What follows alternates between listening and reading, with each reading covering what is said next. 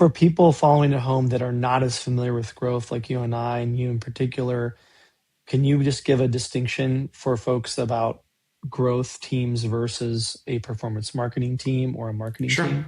sure. A growth team is a group of generally fairly technical people, which means there are engineers, there are marketers and copywriters, and this is how they work.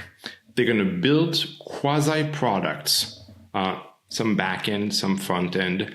They're going to have a product-like way of approaching, let's say, building those products on a marketing surface area.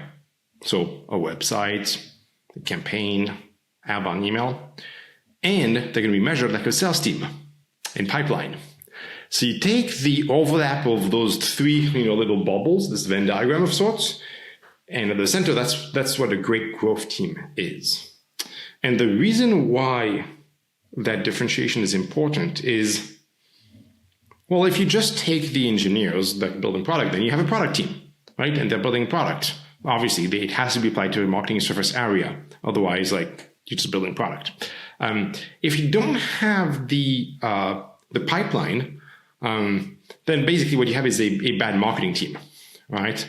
And so it's important to have those three aspects. It is my conviction that the growth team succeeds by going extremely fast through a set of experiments that are non-obvious. If the things they're trying are obvious and you know they're going to win, it's not an experiment. You should ship those things as high quality as possible because you know they're going to work. You have conviction. And that's great. And that's for the marketing team. It's going to be polished. It's going to be nice. The growth team is there to produce, elements, campaigns, quasi-products where you have a low conviction of success. Okay? And because you have a low conviction of success, your competitors also have the same thing. They're probably not going to try that.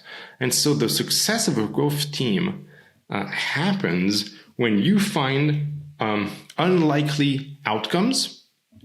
Alpha is what we call it, right?